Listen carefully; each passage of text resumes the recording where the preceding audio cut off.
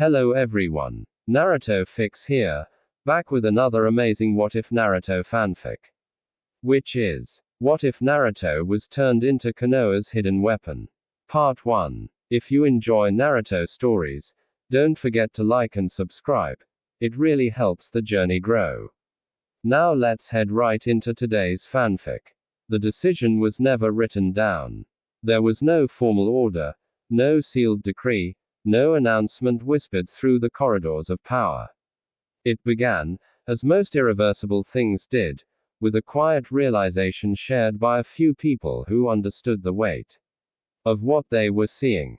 Naruto Uzumaki was no longer just a shinobi. He was a deterrent, not because of his strength alone, but because of what his presence changed. The first time Konoha used Naruto as a hidden weapon, Naruto himself did not realize it. A border conflict with a minor nation had been escalating for weeks. Intelligence suggested sabotage, misinformation, and the slow shaping of public opinion toward war. Officially, Konoha responded with diplomacy and patrols. Unofficially, nothing was working. Naruto was sent on a routine escort mission nearby. That was all it took. The enemy never attacked. Negotiations resumed. The sabotage stopped as if someone had quietly closed a door. No battle happened. No report explained why. Naruto returned to the village irritated, confused by how uneventful the mission had been. Only later did he notice the looks exchanged between senior shinobi. Relief, calculation, understanding. Naruto began to sense it after that. Missions that placed him near danger, not directly inside it. Assignments that made no tactical sense except for one detail: his name attached to them. Deployments where nothing happened, yet everything changed. He was being positioned, not to fight, to be known to be nearby. The idea was brutally simple. Naruto Uzumaki represented escalation no one could predict or control. His involvement meant uncertainty, and uncertainty was enough to stop conflicts before they began. Enemies did not know whether he would intervene, how far he would go, or what price he was willing to pay. So they hesitated. And hesitation saved lives. The council never called it weaponization. They used words like strategic presence and deterrent effect. They spoke carefully, as if language itself might object if they were too honest. Naruto overheard fragments of these discussions by accident. No need to deploy him fully. Just knowing he's there changes the equation. We can avoid open war. Naruto felt something tighten in his chest. He had wanted to protect the village. He had not wanted to become a threat people feared. The first time Naruto objected openly, the response was gentle and devastating. "You're not hurting anyone," they told him. "You're preventing suffering." Naruto stared at the floor. "By making people afraid of me." There was a pause. "By making them afraid of what you could do," someone corrected. Naruto looked up slowly. The difference mattered, but not in the way they thought. Naruto began to understand what had been done to him. Not forcibly, not cruelly, but inevitably. Konoha had learned that its greatest asset did not need to be used, only held in reserve. Naruto was no longer the blade swung in desperation. He was the blade kept sheathed so no one dared to draw theirs. This role came with silence. Naruto's victories were no longer measured in defeated enemies, but in conflicts that never happened. No cheers followed those successes. No acknowledgement marked them. There were no scars to point to. Only absences. Over time, Naruto noticed something else. People stopped arguing when he entered rooms. Conversations shifted. Decisions slowed. Leaders waited for his reaction before committing to theirs. He was not being consulted. He was being factored in. Naruto hated that more than any battlefield. The weight of it began to show in small ways. He laughed less, spoke more carefully, held back instincts that once defined him. Because every word he spoke, every action he took, carried implications far beyond his intent. Naruto Uzumaki was no longer allowed to be impulsive. Hidden weapons never were. The most dangerous moment came when the village faced a real invasion threat, one that could not be deflected by rumor or presence alone. Plans were drawn, contingencies prepared, and Naruto was placed at the center of the final option. If everything failed, he would be unleashed. Not as a hero, but as an answer. Naruto looked at the plans and felt something cold settle into his bones. This wasn't protection. This was escalation personified. That night, Naruto stood alone outside the village walls, staring into the dark where enemies might one day come from. He finally understood the truth. Konoha had not turned him into a weapon out of malice. It had done so out of fear of falling again. And fear, once justified, rarely knew when to stop. Naruto clenched his fists. He would protect the village. But he would not let it forget that he was human. Even if that meant redefining what it meant to be a weapon. Naruto tried to pretend nothing had changed. That was the hardest part. On the surface, his life looked the same. He still trained, still took missions, still walked the streets of Konoha like he always had. People greeted him with smiles, children waved, older shinobi nodded with respect. But underneath all of it, there was a new tension. People were careful around him now. Not afraid, at least not openly, but cautious in the way one is cautious around something powerful that should not be disturbed unnecessarily. Words were chosen more carefully. Jokes stopped halfway. Arguments softened the moment Naruto entered the room. He was no longer just Naruto. He was a factor. The realization hit him fully during a joint briefing with allied shinobi. Maps were spread across the table. Threat vectors discussed. Timelines debated. Naruto listened quietly, until he noticed something strange. His name appeared on the map more than the enemy's. Not as an active unit. As a marker. If Uzumaki is stationed here, one strategist said, tapping a point near the border, their response will likely shift east. Another nodded. And if he moves at all, they'll assume escalation. Naruto stared at the map. They weren't planning with him. They were planning around him. Naruto spoke up. What if I'm not there? He asked. The room went quiet. Someone finally answered. Then the risk increases. Naruto felt a slow, heavy weight settle in his chest. So his presence was no longer optional. It was expected. That night, Naruto trained harder than he had in years. Not out of anger, but frustration. He pushed his chakra to its limits, pounded the ground until the earth cracked, forced exhaustion into his muscles until his thoughts blurred. If he was going to be a weapon, he wanted to believe it was because of what he could do. Not what people imagined he might. But the harder he trained, the clearer the truth became. This had nothing to do with his strength. It had to do with perception. The village had learned something dangerous. It had learned that fear could be redirected outward. As long as enemies feared Naruto more than they resented Konoha, the village stayed safe. Naruto understood that logic. He just hated being its centerpiece. The next mission made it impossible to ignore. Naruto was assigned to a border watch with no active threats, no intelligence warnings, no strategic value, except visibility. His chakra signature was deliberately left unmasked. Patrol routes were designed to be noticed. The message was clear. He is here. Do not try anything. Naruto followed orders. And the border stayed quiet. Too quiet. When he returned, the praise was subtle but unmistakable. Good deterrence. Clean outcome. No casualties. Naruto clenched his jaw. He hadn't done anything. And that was the problem. Naruto confronted the Hokage privately. You're using me, he said plainly. The Hokage did not deny it. We're relying on you, they corrected gently. Naruto shook his head. There's a difference. Yes, the Hokage admitted. But the village doesn't have the luxury of pretending otherwise. Quote, Naruto felt the words land like stone. So what happens, he asked quietly, when people stop seeing me as a person entirely? The Hokage met his gaze. That's why we need you to remind them. Naruto laughed softly, without humor. Hard to do that, he said, when I'm being hidden until I'm needed. Naruto left the office more conflicted than angry. He understood the fear driving these choices. He understood the desire to prevent another catastrophe. What he didn't understand was how easily the village had accepted turning one of its own into a symbol meant to terrify others.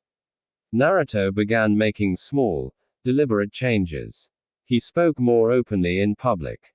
He joked, loudly and imperfectly. He failed visibly in training and laughed it off. Not to undermine his strength, but to assert his humanity. Some people relaxed. Others looked uncomfortable. Weapons were not supposed to be relatable. The most painful moment came when a child asked him, wide-eyed, "Is it true that bad people run away just because you might show up?" Naruto knelt in front of them. "Bad people run away because they're scared," he said gently. "But fear isn't what keeps people safe. People do." The child nodded, not fully understanding. Naruto stood, heart heavy. He realized then what the true danger was. Not that the village would fall, but that it would survive by believing intimidation was protection. And that belief, left unchecked, would one day turn inward. Naruto made a quiet decision. If he was going to be Konoha's hidden weapon, then he would redefine what that weapon meant. Not a blade to be feared, but a reminder that power existed to protect, not dominate. Even if that meant standing against the very strategy built around him. Naruto stopped sleeping well after that. Not because of nightmares, those he could handle, but because of awareness. Every sound in the village felt sharper, every movement heavier with implication. He could sense how often his name traveled through rooms he wasn't in, how frequently decisions curved subtly around his existence. He was no longer reacting to danger. He was being pre-calculated. The shift became undeniable during a multinational summit held just outside Fire Country. Naruto was not listed as part of the delegation. His name did not appear on any document. And yet, every seating arrangement, every security perimeter, every diplomatic pause accounted for one thing. Where Naruto might be. He stood on a nearby ridge, assigned to external security, watching envoys argue below. The tension in the air was thick, but restrained. No one pushed too hard. No one escalated too fast. They were afraid of making a move that might summon him. Naruto felt sick. Kurama's voice rumbled quietly. "They've learned to negotiate with a shadow." Naruto's jaw tightened. "And the shadow is me." "Yes," Kurama replied. "But you didn't choose this." Naruto didn't answer. Because that was only half true. When the summit ended peacefully, Naruto wasn't relieved. He was alarmed. Peace achieved through fear was not peace. It was a ceasefire held hostage by uncertainty. And uncertainty, once normalized, demanded escalation to remain effective. Sooner or later, someone would test it. Sooner or later, someone would decide that provoking the hidden weapon was worth the risk. And when that day came, Naruto would not just be a deterrent. He would be an excuse. The village reinforced the role quietly. Naruto was no longer sent to high-visibility missions unless there was strategic value in being seen. His assignments clustered near borders, fault lines, and diplomatic flashpoints. His absence from other areas became just as calculated as his presence. He was being stored, moved, positioned. Naruto felt the cage closing. Not made of walls, but of expectations. The breaking point came during a training exercise. A joint squad froze mid-scenario when Naruto entered the field unexpectedly. Movements slowed. Decisions hesitated. Even instructors adjusted their tone. The exercise failed. Not because of lack of skill, but because everyone was suddenly afraid of doing the wrong thing in front of him. Naruto dismissed the squad early. He stood alone on the field long after they left, staring at the scuffed earth. This was the cost. Fear did not stop at enemies. It leaked inward. Naruto confronted the council again, this time without anger. "You're teaching people to be afraid of me," he said quietly. One member protested. "No, we're teaching our enemies to be careful." Quote. Naruto shook his head. "Fear doesn't know where to stop." Silence followed. Another voice spoke carefully. "Then what's the alternative?" Naruto met their eyes. "Trust," he said. "And risk." The room stiffened. Risk was the one word no one wanted to hear. Naruto understood then that he was standing at the center of a dangerous contradiction. Konoha wanted peace without vulnerability, safety without uncertainty, strength without consequence. And Naruto was being used to bridge that impossibility. That night, Naruto walked through the village alone. He passed familiar places, training grounds, shops, rooftops where he had once laughed freely. He felt the distance between who he was and who he was becoming stretched thin and painful. He stopped near the academy and listened to children practicing late, voices earnest and clumsy. They were learning how to protect a village. What were they being taught to believe about power? Naruto made a decision that frightened him more than any battle ever had.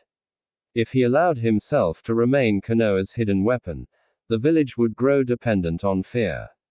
If he rejected the role outright, the village might face dangers it was no longer prepared to handle. So he chose the only remaining path. He would force the role into the open, not by exposing secrets, not by defiance, but by redefining expectations. Naruto requested a public mission. Not a deterrence post. Not a silent assignment. A visible, cooperative operation with allies where success depended on trust, not intimidation. The council resisted. Naruto insisted. "If you want me to protect the village," he said calmly, "then let me do it as myself, not as a rumor." Reluctantly, they agreed. As Naruto prepared to leave for the mission, word spread quickly. Not fear. Curiosity. People watched him go, not as a weapon being deployed, but as a shinobi choosing to stand openly among others again. Naruto felt something loosen in his chest. This wasn't victory, but it was movement. The mission Naruto demanded was deliberately ordinary. That was the point. No grand enemies. No existential threats. No secret briefings layered with contingency after contingency. Just a joint operation with allied shinobi to dismantle a smuggling network that had been destabilizing smaller settlements along the border. Dangerous, yes, but the kind of danger shinobi were meant to face together. Naruto arrived not ahead of the team, not apart from them, but among them. And immediately, he felt the difference. At first, the others were stiff. Conversations lagged. Orders were repeated twice, as if waiting for Naruto to override them. Old habits died hard. Naruto did something simple. He followed. When the team leader gave instructions, Naruto acknowledged them like anyone else. When plans shifted, he adjusted without commentary. When mistakes happened, he corrected them quietly, without turning them into lessons. Slowly, tension loosened. Someone cracked a joke. Someone argued strategy openly. Someone failed, and wasn't terrified of the consequences. Naruto felt something unfamiliar settle in his chest. Relief. The operation itself was messy.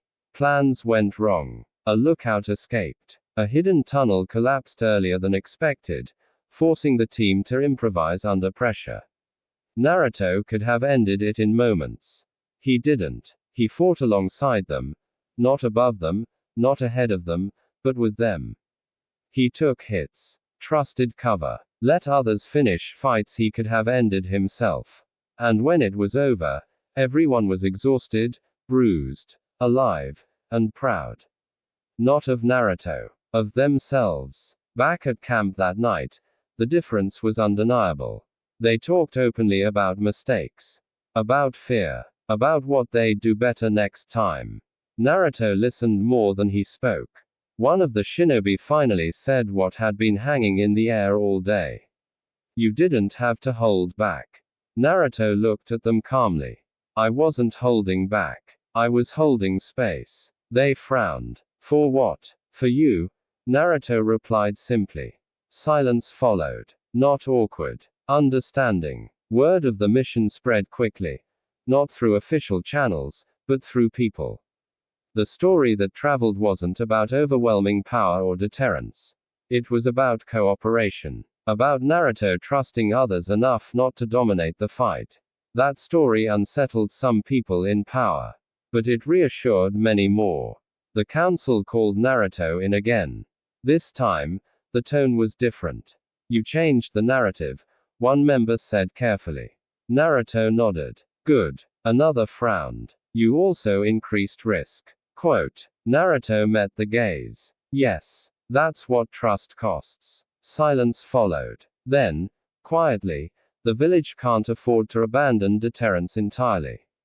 Naruto didn't argue. I'm not asking you to, he said. I'm asking you not to build everything on fear. Naruto understood something then. The village didn't want a hidden weapon because it loved fear. It wanted one because fear felt predictable. Trust wasn't. Trust required patience. Trust required mistakes. Trust required the courage to accept vulnerability. And vulnerability was terrifying. Naruto left the meeting knowing the truth. This mission hadn't dismantled his role. But it had fractured its inevitability. The village had seen another way.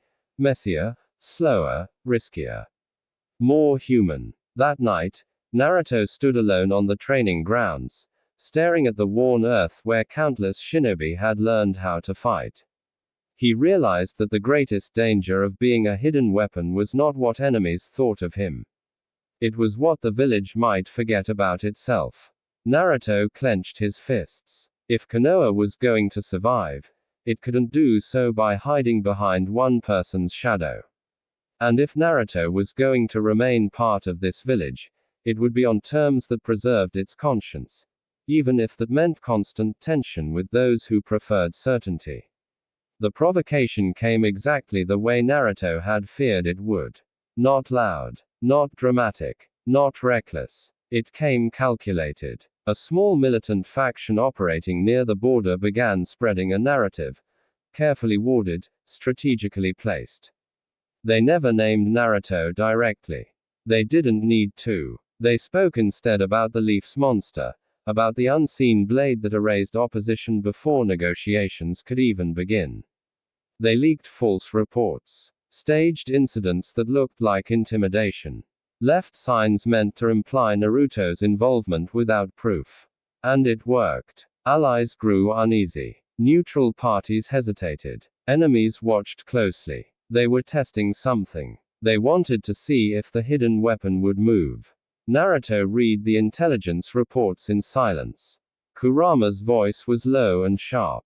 They're baiting you. Naruto nodded. They want confirmation. If you respond openly, Kurama continued, they get exactly what they want. Quote. Naruto clenched his fists. And if he didn't respond, the narrative would spread unchecked. Fear would become truth. The council reacted predictably. We can't let this stand, someone said. A decisive response will shut it down, said another. Deploy Naruto, came the quiet conclusion. Naruto looked around the table. Every face held the same calculation. End it quickly. End it decisively. End it with fear. Naruto stood. No, he said. The word landed like a crack in glass. This is exactly what they want, Naruto continued. They want the myth confirmed. They want me to move like a weapon so they can prove I am one. A council member snapped. And if we do nothing? Naruto met the gaze steadily. Then we fight the story, not the shadow. Silence followed. Fear-filled silence. Naruto made his proposal. No intimidation. No overwhelming force. No secrecy. A joint investigation with neutral villages. Shared intelligence. Public transparency. Messy. Slow. Risky. Everything fear-based strategy hated. The argument lasted hours. In the end, the council agreed, not because they were convinced, but because they were divided. Naruto walked out knowing this was his final chance. If this failed, the village would never trust restraint again. The operation unfolded in daylight. Naruto did not hide. He did not posture. He did not threaten. He stood beside allied shinobi, sharing authority, sharing responsibility, sharing risk. The militants panicked. They had planned for a monster. They had not planned for accountability. Their lies collapsed under scrutiny. Their staged evidence unraveled. Their narrative fell apart when no one acted afraid. And the world watched. The effect was immediate and dangerous. Fear did not vanish, but it hesitated. For the first time, the hidden weapon had refused to behave like one. And that scared everyone who relied on certainty. Naruto returned to Konoha knowing something fundamental had changed. The village could still choose fear. But it now knew another option existed. That night, Naruto stood at the village gate, looking inward. He felt the weight of every expectation pressing down on him, the desire for safety, the comfort of deterrence, the temptation to let others be afraid so the village wouldn't have to be. Naruto exhaled slowly. If Konoha survived by turning him into a symbol of terror, it would lose something far more important than peace. It would lose itself. The aftermath was quieter than Naruto expected. There were no celebrations, no public statements declaring victory over the false narrative. The investigation concluded, the militant group dissolved under pressure from multiple sides, and the border returned to an uneasy calm. To the outside world, it looked like a routine resolution. Inside Konoha, it felt like standing on a fault line. Naruto sensed it in the way meetings dragged on longer than usual. In the way people spoke carefully around him, not out of fear now, but uncertainty. The village had seen him refuse to act like a weapon, and the result had been neither disaster nor triumph. It had been ambiguity. And ambiguity frightened people who had grown comfortable with certainty. Naruto was called before the council one final time during this crisis. Not for strategy. For clarity. You undermined deterrence, one member said carefully. But you also prevented escalation. Both things are true. Naruto nodded. I never said the path without fear would be easy. I said it would be honest. Another voice followed. And if next time, honesty gets people killed. Quote. Naruto didn't answer immediately. He thought of the mission where he had fought beside others instead of above them. He thought of the children at the academy, learning not just how to strike, but when to question. He thought of how close the village had come to letting fear define it. If that happens, Naruto said finally, then we face it together. Not by hiding behind one person. Silence filled the room. Not rejection. Consideration. After that meeting, something subtle changed.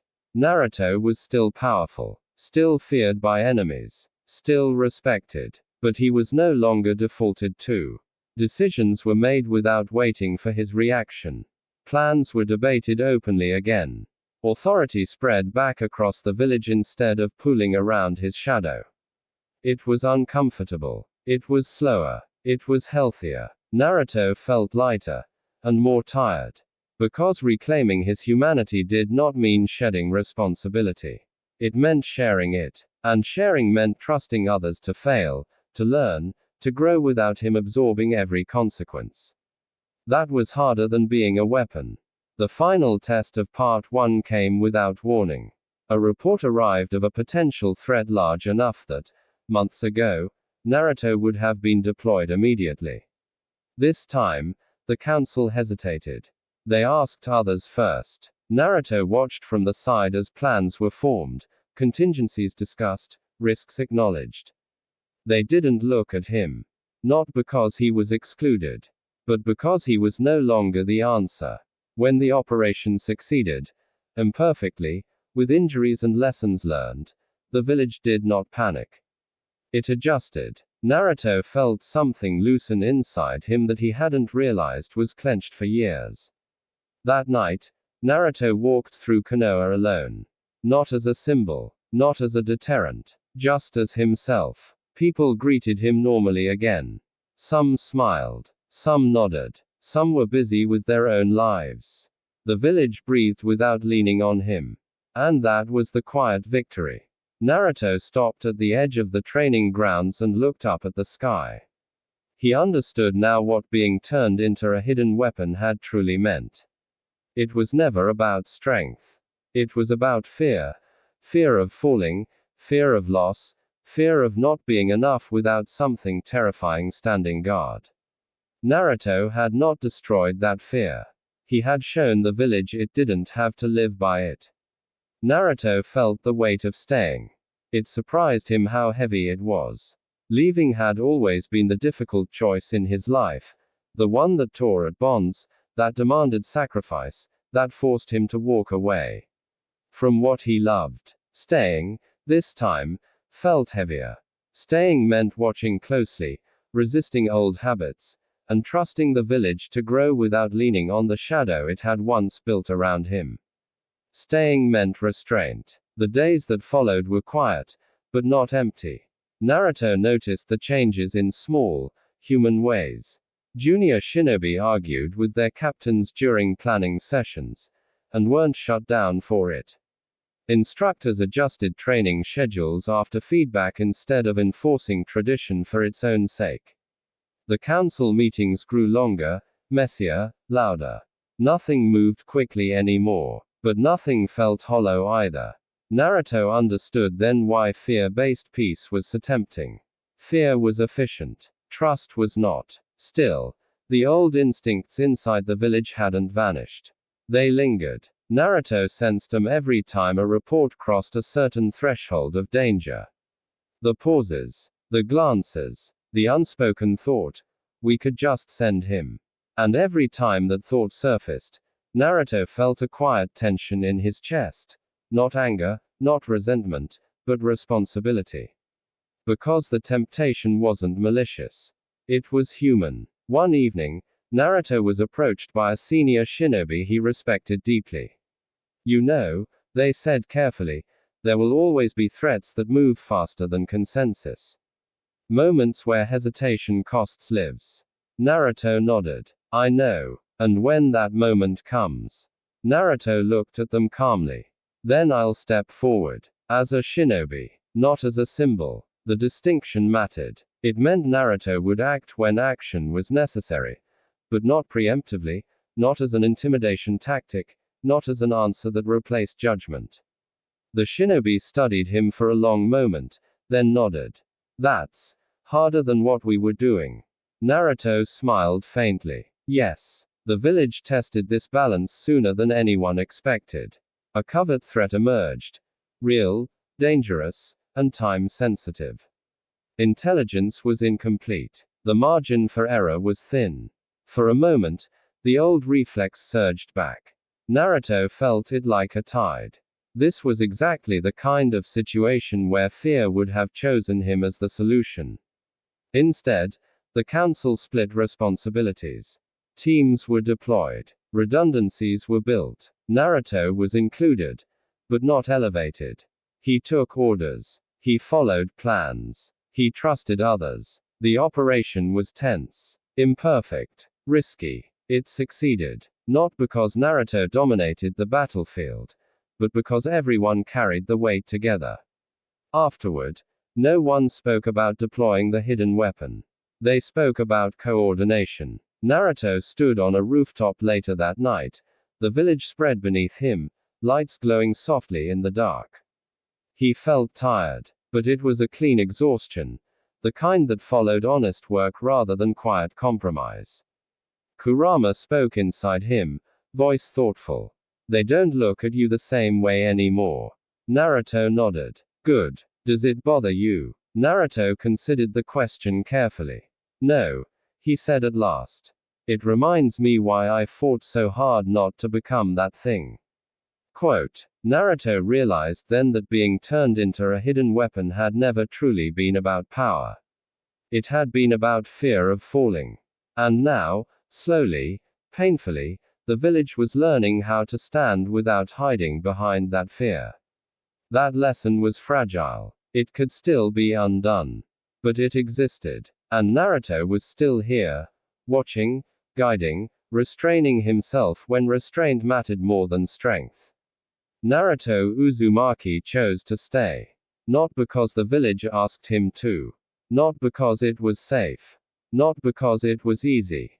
He stayed because leaving would have turned him into a legend. And legends were exactly how weapons were reborn.